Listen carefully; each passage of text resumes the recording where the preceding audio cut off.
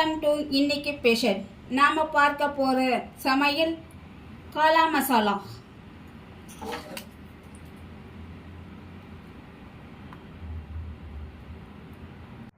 காளா மசாலா செய்யறதுக்கு வாங்க நம்ம எப்படி செய்யலான்னு பார்க்கலாம். நம்ம கேபேஜ் ஒரு 1/4 கிலோ அரிஞ்சு வச்சுருக்கோம் சின்ன சின்னதாக பொடிசாக. இதிலே நம்ம மசாலா போட்டுப்போம். இப்போ நம்ம ஒரு காளான் ஒரு 3 காளான் எடுத்து வச்சுருக்கேன். இந்த காளானும் இதிலே போட்டுப்போம்.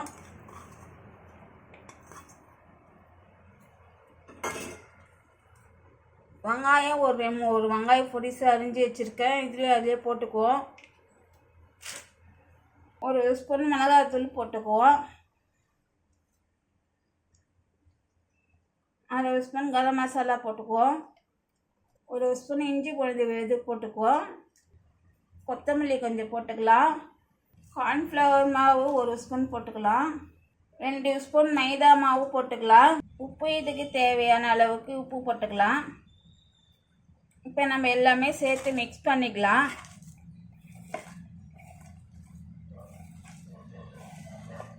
இப்போ நம்ம எல்லாம் மிக்ஸ் பண்ண அந்த இதுலேயே கொஞ்சம் கெட்டியாக இருக்குது.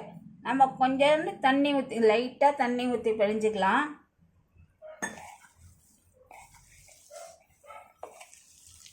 பொக்கடா போகிற அளவுக்கு வந்தால் போதும். பொக்கடா போகிற அளவு வந்து பாருங்கள், இந்த அளவுக்கு கெட்டியாக இருந்தால் இந்த அளவுக்கு போதும். இங்கே பாருங்கள், நம்ம கொஞ்சம் கொஞ்சமாக இப்படி எடுத்து விடுற மாதிரி இருக்கணும்.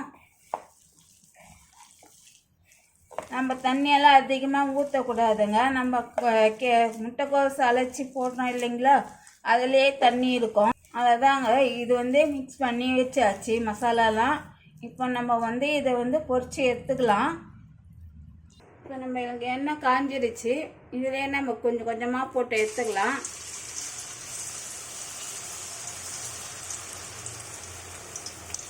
கொஞ்சம் கொஞ்சமாக சின்ன சின்னதாக போட்டிங்கன்னா அதை நம்ம மசாலா போடுறதுக்கு நல்லா கரெக்டாக இருக்கும். பெருசு பெருசாக வேண்டாம், குட்டி குட்டியாக போட்டுக்கோங்க. இது கொஞ்ச நேரம் பொறுத்து கலருவோம். கொஞ்ச நேரம் பொறுத்து நம்ம இப்படி கலரி எடுத்துக்கலாம். இது நல்லா ப்ரௌன் கலரில் ஆகணும்.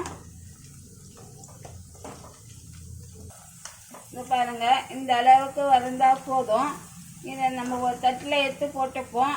இதேமாதிரி எல்லாத்தையும் நம்ம வறுத்து எடுத்துக்கலாம். ஒரு கடாயில் 3 கரண்டி எண்ணெய் ஊற்றிக்கலாம்.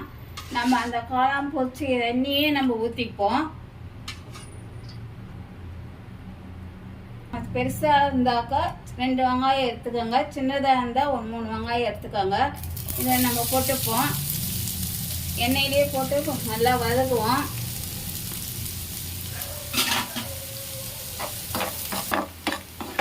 வெங்காயம் இந்த அளவுக்கு வதங்கிடுச்சுங்க.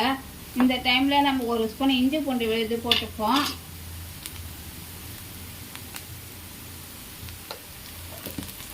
இஞ்சி பூண்டு வாசனை போகிற வேலையும் பச்சை வடை போகிற வேலையும் நம்ம வதக்குவோம். வெறும் மிளகாத்தூள் 1 ஸ்பூன் போட்டுக்குவோம். மஞ்சள் தூள் 1/2 ஸ்பூன் போட்டுக்குவோம். கரம் மசாலா ஒரு 1/4 ஸ்பூன் போட்டுக்குவோம். இது எல்லாத்தையும் கொஞ்சம் வதக்கிடுங்க.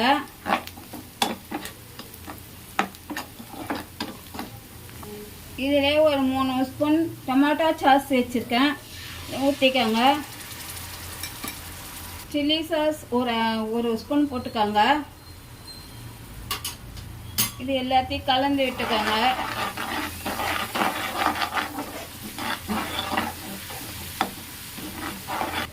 ஒரு 1/2 ஸ்பூன் உப்பு போட்டுக்குவோம். இப்படி எல்லாமே இது கொஞ்சம் கலந்து விட்டுக்குவோம். ஸ்டவ்விலே ஒரே ஒரு நிமிஷம் வதக்கினே இருப்போம்.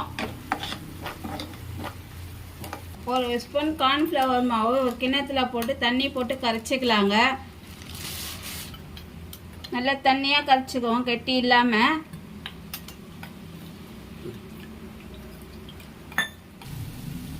நம்ம இதுலேருந்து வதங்கின மசாலாலே கார்ன்ஃப்ளவர் ஊற்றிக்கலாம்.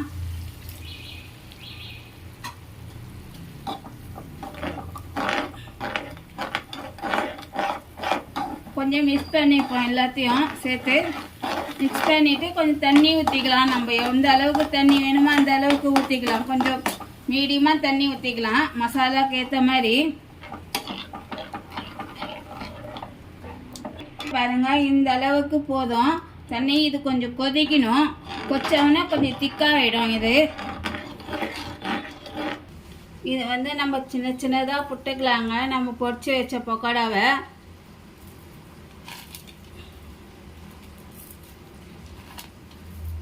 நம்ம இதிலே போட்டுக்குவோம். மசாலா ரெடி ஆயிடுச்சு.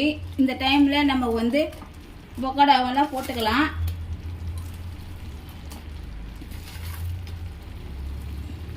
போட்டு அதுலேயே நம்ம மிக்ஸ் பண்ணிப்போம். அவ்வளோதாங்க. இந்த டைம் சாயங்கால டைமில் வந்து இந்த காளா மசாலா வந்து செய்து சாப்பிட்லாம். முட்டைக்கோசுலேயே முட்டைக்கோசு கொஞ்சம் காளாம் இருந்தாக்கா காளாம் போட்டுக்கோங்க கொஞ்சமாவது. இது முட்டைக்கோசு இருந்தால் கூட முட்டைக்கோசு கூட எடுத்து போட்டுக்கலாம். இப்போ நம்ம ஒரு தட்டில் போட்டு நம்ம எப்படி சேவ் பண்ண எப்படி கொடுக்குறதுன்னு பார்க்கலாம். பாருங்க, ஒரு தட்டில் போட்டுக்கோங்க. ஒரு தட்டில் போட்டுக்கிட்டு இது மேலே நம்ம வந்து கார்ன் போட்டுக்கலாம்.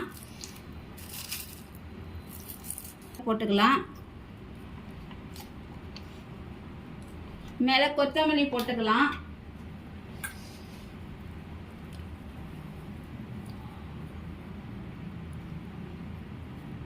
அவ்வளோதாங்க, காளா மசாலா ரெடி ஆயிடுச்சு.